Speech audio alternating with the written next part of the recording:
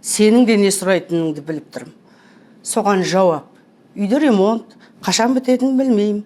Сондықтан осы үйде сол ремонт біткенше тұрам.